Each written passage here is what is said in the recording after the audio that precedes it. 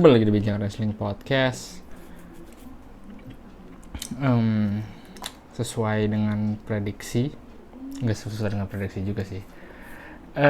Gue cukup happy hari ini karena tadi pagi gue baru nonton UFC 281 yang gue udah cukup anticipate si eventnya, dan gue sih sebenarnya eventnya kayaknya seru. Pertama gitu gue mikir main eventnya Dustin Poirier lawan Michael Chandler gitu dan banyak card lain, gue nggak se-expect si cardnya tuh se-ngeri ini ternyata tuh. Kebetulan di Mola, ini sebuah kritik gue sih sebenarnya, di Mola nggak ada early prelims ya, padahal gue pengen banget nonton early prelims. Gue nggak tahu kenapa, mungkin kontrak kah atau gimana Mola TV. Mudah-mudahan Mola TV nanti, karena dulu sebelum mungkin tahun kemarin lah, prelim sama UFC itu dipisah. Prelims dulu lu keluar nonton pay per view-nya, terus sekarang jadi digabung jadi lebih enak lah kalau nonton. Dan gue sih berharap ada early prelim juga ya, karena UFC kalau nggak salah nggak masuk sini. Tapi anyway, itu kalau lu langganan nonton Mola itu lebih murah. Gue pernah nyoba nonton ESPN Plus, mahal sih ininya. Gue nggak mau ngomongin Mola, gue mau ngomongin soal si UFC ini. Beberapa gue note. Yang pertama itu Molly McCain ya. Gue mau ngomong Molly McCain. Gue nggak bakal bahas semua, cuman gue mau bahas Molly McCain. Molly McCain ini bisa dibilang kan populer ya, sama ya lagi populer lah kemarin pas UFC ada di London, terus dia mulai populer lagi bareng sama, dan dia sahabatnya Paddy Pimblett. Dia masuk rank top, rank nomor 15. Lu jadi di rank di fighter di rank 15, itu berarti lu harus menghadapi 14 fighter, enggak 15 sama juara, 15 fighter terbaik gitu di UFC, in the world mungkin bisa dibilang, karena banyak orang bilang UFC kan topnya elite fighter gitu. Di sini lu dites bener-bener the new prospect tuh nggak karena lu misalnya prospek lagi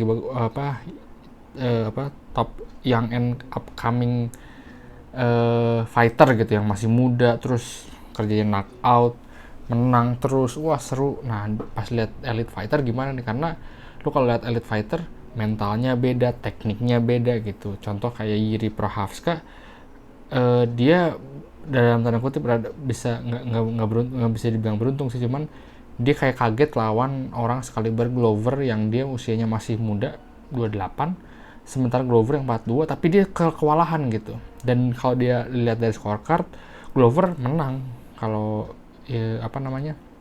ini dilihat dari scorecard, tapi Jiri Prochazka tuh kayak kewalahan gitu lawan Glover. Khamzat juga lawan Gilbert Burns meskipun menang, tapi kayak dia dapat sesuatu yang anjing, ternyata begini ya lawan yang elite level gitu. Nah termasuk sama Molly McCain ini. Jadi dia, dan gue lucunya di awal gitu, yang kocaknya ada Ellen Blankfield ini orang New York, New Jersey gitulah. Terus si komentatornya Joe Rogan sama John Anik bilang, terus ini kok malah yang di cheer tuh yang di Madison Square Garden malah Molly. Emang dia lagi populer banget kan tahun ini sama dia sama Paddy gitu. Terus ini tuh orang lupa kali ya, terus kata John Anik tuh si Erin ini orang New York. Terus Joe Rogan juga bilang, orang mungkin nggak tahu ya seberapa bagus si Erin Blankfield ini, kata si Joe Rogan. Di awalnya bilang pas fight mulai anjing bener, ternyata emang bagus gitu. Dan Rogan bilang ini prospek banget buat strawweight, buat flyweight, buat flyweight divisionnya woman. Terus emang yang prospek masih 23 lagi umurnya. Dan pas gue liat anjing bener, Molly McCain ngegerak sama sekali di ini, dan gue bilang anjing keren banget lah. Dan Joe Rogan tuh orang yang gue sih lebih percaya gitu, karena dia komentator juga dan dia emang antusias sama MMA meskipun dia nggak dibayar gitu. Jadi pas dilihat, wah ini emang yang prospek, dan diingetin gitu ke audiens itu ngeri banget. Dan gue nggak tahu sih nextnya buat Molly McCain gimana. Apa lu tetap, dan lu harus step up kan di ini, apa lo mau kayaknya sih dia karena ranking 15 mungkin keluar ya di Selasa Rabu gitu. Selasa sekarang dia keluar dari ranking. Nextnya sih mudah-mudahan dia bisa, karena beberapa banyak orang yang dulu masuk ranking terus keluar, ada juga kan kayak gitu. Oliveira juga dulu pas awal-awal kan GJ kan, terus akhirnya jadi kayak sekarang gitu, orang-orang pada takut sama Oliveira.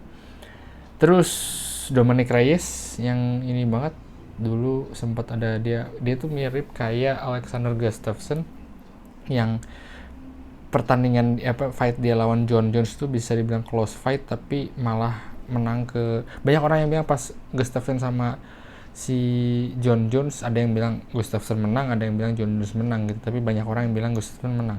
Nah, sama Dominic Reyes juga waktu pas itu banyak bilang Dominic Reyes menang karena dia John Jones tuh biasanya kan mainnya biasanya dia kan level elite John Jones, tapi dia bilang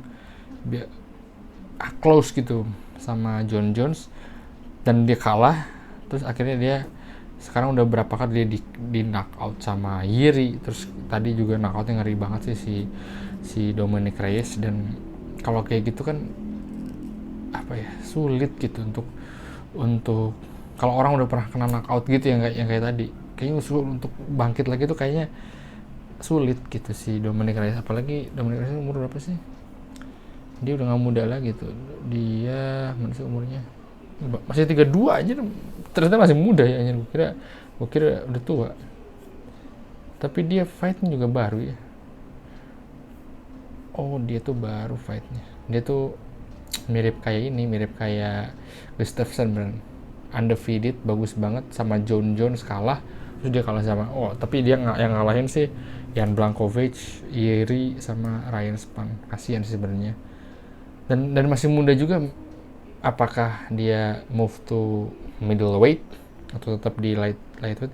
Soalnya gue liat dia sama Alex Pereira badannya gedean Alex Pereira, aneh. Nanti kita bahas tentang Alex Pereira. Terus gue mau pay per view-nya yang Dan Hooker lawan Claudia Puelles. Ini kesel banget gue liat si Claudia Puelles ini kayak shit fighter aja gitu, yang nyoba-nyoba buat kunci ankle lock atau gitulah. Maksudnya apa sih, lu udah berapa kali nyoba gagal ya udah gitu, move aja. Kayaknya dia nggak bisa standing fight, nggak bisa. Jadi dia berusaha, tapi ya ini sebuah kemenangan yang bagus buat Dan Hooker. Terus Frankie Edgar, sedih banget gue yang dia ronde pertama cuma 2 menit, kayak hype-nya buat Frankie Edgar terakhir di UFC, kayak retirement juga, dan harus dapat kayak gini gitu. Ada harusnya kan setidaknya ini maksudnya KO loh, knockout, dan ini yang dia sampai. Terus yang gue sedih banget yang dia pas udah knockout terus didengar sama wasit sama trainernya, terus diduduk, terus yang fuck kata dia gitu. Dia tuh berharap kayak setidaknya kalau dia pun kalah ya match 3 ronde lah ngabisin gitu, tapi ini knockout di menit kedua ronde pertama. Wah, kasihan banget, sedih sih gue liat Frankie Edgar. Masuk ke main eventnya, gue sih sebut Poirier sama Chandler main event ya. Gue nggak nyangka ini pertandingan, gue untuk di video sebelumnya gue bilang ya ini pertandingan bakalan steal the show, tapi ya semua orang termasuk Dana White, bos UFC, bilang ini bakal steal the show kan. Kita udah nyangka lah gitu, itu bakal steal the show. Dua-duanya standing fight kan, terus ya boxer gitu.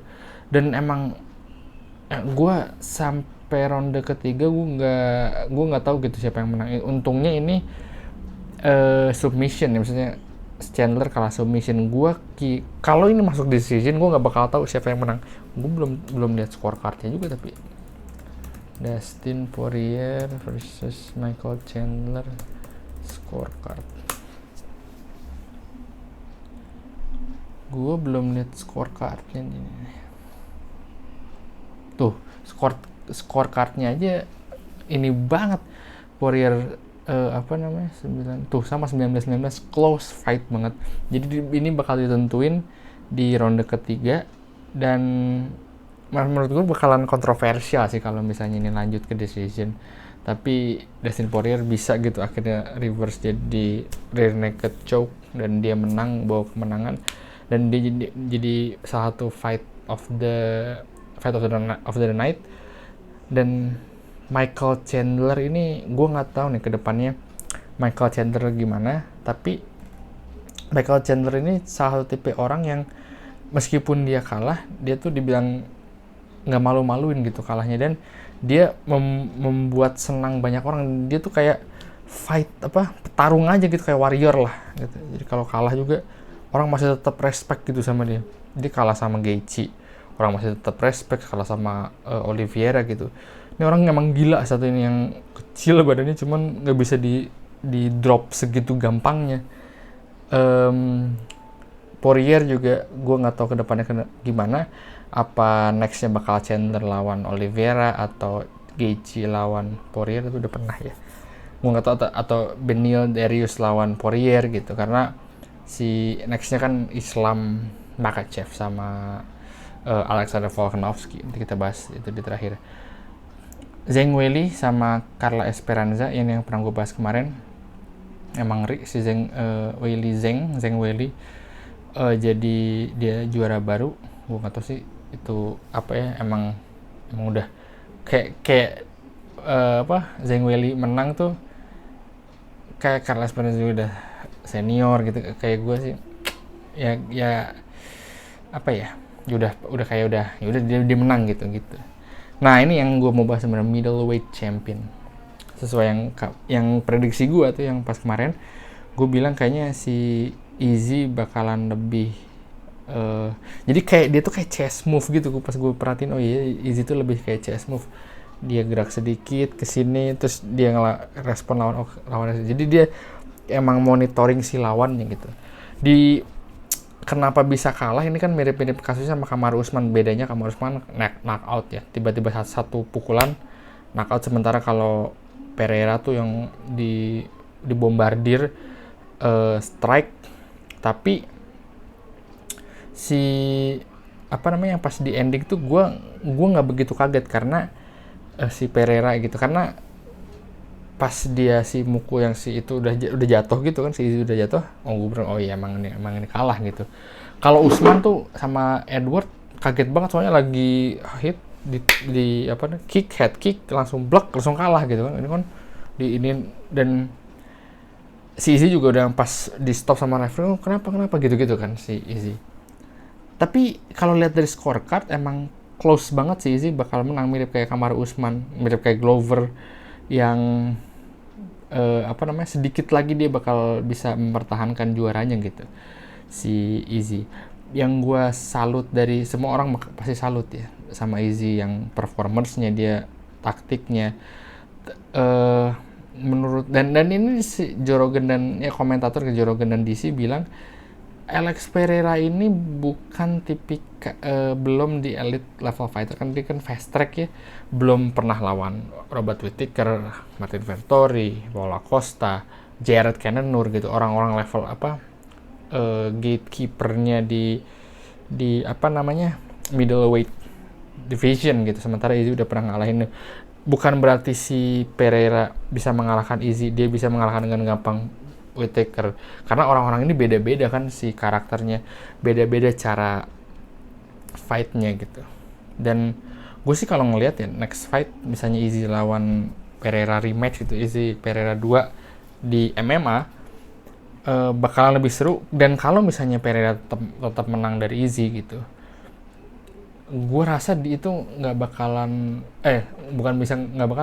belum bisa kita bilang Pereira sebagai MMA GOAT gitu, middleweight GOAT, karena belum tentu juga dia bisa lawan dengan gampang Whittaker, Cannonier, Costa yang gitu-gitulah. Karena keunggulan dia kayak tadi gue lihat cuman strike-nya aja kan, strike dan power strike-nya itu yang ngeri. Dia badannya segede banget aja gitu, gue bilang katanya sih dia beratnya 210 atau 220 gitu, sementara Izzy yang 185 paling dia 190, nggak begitu banyak hard weight kan. Dan itu juga sebenarnya problemnya buat Pereira. Dia Rogan juga tadi bilang kalau dia terlalu banyak cut weight kan dehidrasi, jadi endurance-nya terlalu banyak. Dia juga tadi kelihatan udah mulai capek gitu, cuman dia kayaknya